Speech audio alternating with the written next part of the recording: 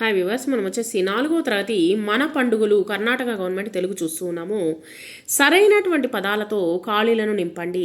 రంగవల్లులను దిద్దింది, కోయిల పాటతో వచ్చింది, జగతికి తీపిని పంచింది, చిరు నవ్వుల దీపావళి,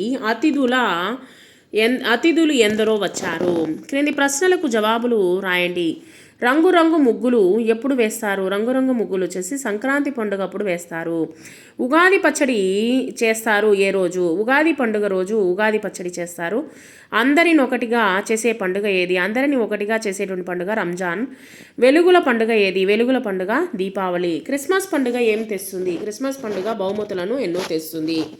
జతపరచండి. ఇక్కడ వచ్చేసి దీపావళి, వెలుగులు, ఉగాది, ఉగాది కోయిలపాట, సంక్రాంతి రంగవల్లులు, క్రిస్మస్ వచ్చేసి బహుమతులు, రంజాన్ అంటే సేమియా పాయసము.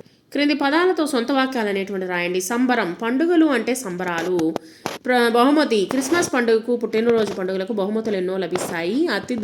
తిథి వారం లేకుండా వచ్చేటువంటి వారిని అతిథులు అంటారు. వ్యతిరేక పదాలు వచ్చేసి వెలుగు, చీకటి, తీపి, చేదు, కొత్త, పాత, ఆనందం, దుఃఖం, ఎక్కువ, తక్కువ.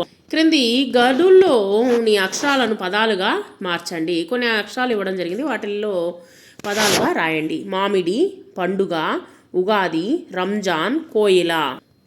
ఇక్కడ పదం చివర ఉన్నటువంటి అక్షరాలతో మరొక పదం అనేటువంటి మొదలవుతుంది. వాటిని వరుస క్రమంలో కలపండి. ఇక్కడ చూడండి, సరదా. సరదాకి దా అనేటువంటి పదం వచ్చేసి లాస్ట్లో వచ్చింది. దాగు అంటే దాతో మొదలైన పదము.